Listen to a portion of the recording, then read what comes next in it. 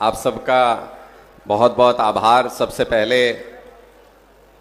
हमारे सभी कार्यकर्ता साथी जो पूरे हरियाणा से यहाँ पर पहुँचे हैं, हाथ जोड़ के आप सभी को नमन करता हूँ।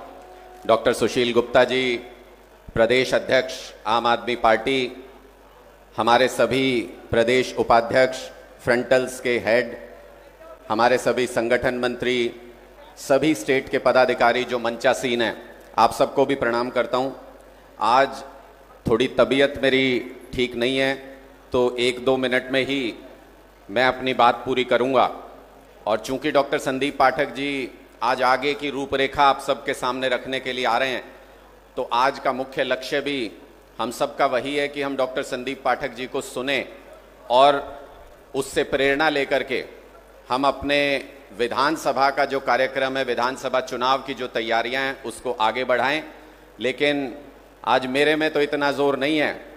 आज मैं आप लोगों से उम्मीद करता हूं, एक बार मुझे बोल के ये बता दीजिए कि आप लोगों में कितना हौसला है दोबारा विधानसभा चुनाव में टक्कर लेने का, कितना मादा है। एक बार आपकी आवाज मुझे बताएगी तो मुझे समझ में आएगा।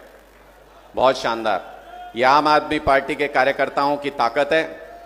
कभी भी एक बात याद रखना, हमेशा गिरते हैं शहे सवार ही मैदान जंग में, वो तिफ्न क्या गिरे जो घुटनों के बल चले।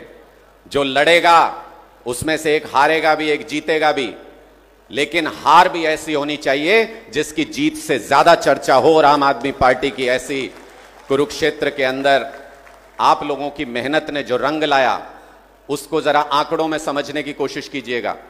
साथियों, आज से पहले कुरुक्षेत्र में कोई ऐसा चुनाव नहीं हुआ जिसमें 2 नंबर पे रहने वाली पार्टी को 4 लाख वोट भी मिले हों। आप लोगों ने 5,13,000 वोट हासिल किए। आपकी हिम्मत को सलाम करता हूं, आपकी मेहनत को सलाम करता हूं।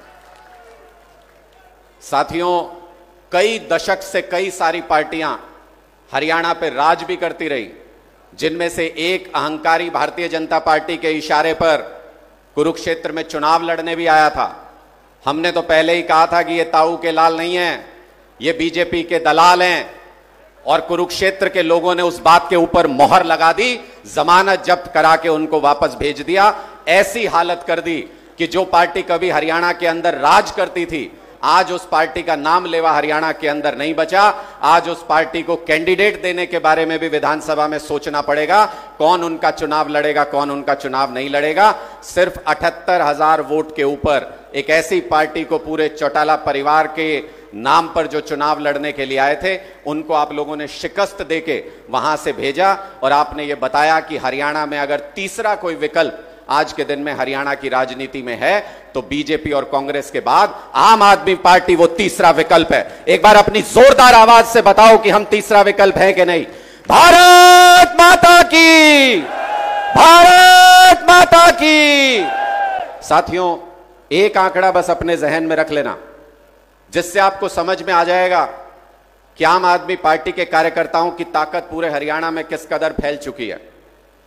3 पार्टियां, जिसमें बसपा, बहुजन समाज पार्टी, जेजेपी जो अभी सत्ता में थे भारतीय जनता पार्टी के साथ, और इनेलो जिनकी हरियाणा में सत्ता रही है, सरकार रही है, ये 3 पार्टियां दशकों से राजनीति कर रही हैं हरियाणा के अंदर। ये नेता दशकों से राजनीति कर रहे हैं, लेकिन इन तीनों के पूरे हरियाणा की सारी सीटों के वोट जोड़ लो, तीनों पार्टियों के 10 कैंडिडेट पूरे हरियाणा के अंदर सबके वोट जोड़ लो, उससे ज्यादा वोट आम आदमी पार्टी के उम्मीदवार ने 1 लोकसभा सीट के ऊपर हासिल किए हैं। इसका मतलब यह कि लोग खुली बाहों से आपका इंतजार कर रहे हैं। आपको उनके दिल तक का रास्ता बनाना है, और वो रास्ता मुश्किल है। हमारे लिए कुछ भी आसान नहीं होता। हमको प्लेट में रख के कभी कुछ नहीं मिलेगा। अरविंद केजरीवाल जी को अगर निचली अदालत से जमानत मिली, तो उस जमानत के ऑर्डर आने से पहले पहले हाई कोर्ट के अंदर सुप्रीम कोर्ट ने भी कहा कि ऐसा हमने आज से पहले नहीं देखा कि नीचे से ऑर्डर आए नहीं निचली अदालत का। बहुत सारे वकील साथी भी बैठे होंगे जो अपना माथा पकड़ रहे होंगे कि निचली अदालत का ऑर्डर लिए बिना अगर जाते हैं तो जज डांट के भगा देते हैं। ऐसी क्या मजबूरियां, ऐसी क्या स्थिति रही कि निचली अदालत के ऑर्डर के ऊपर स्टे लगा दिया गया। 3 दिन तक रिजर्व रखा गया ऑर्डर को। सुप्रीम कोर्ट ने भी कल उसके ऊपर ऑब्जर्वेशन दी कि यह अलग बात है, ऐसा कभी होता नहीं है कोर्ट के अंदर। सुप्रीम कोर्ट से मिले, चाहे जहां से भी हमको इंसाफ मिले, सत्य की जीत होगी।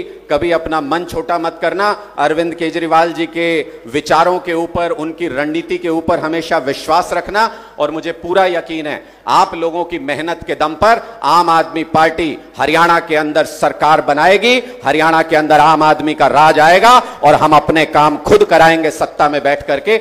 ऐसा कहते हुए इतने शब्दों के साथ मैं अपनी वाणी को विराम देता हूं। एक बार मेरे साथ भारत माता का नारा बुलंद करेंगे तो मुझे लगेगा कि मेरी बात आपके दिलों तक पहुंची है। बंद मुट्ठी करके, हाथ ऊपर करके एक बार जोरदार नारा भारत माता का।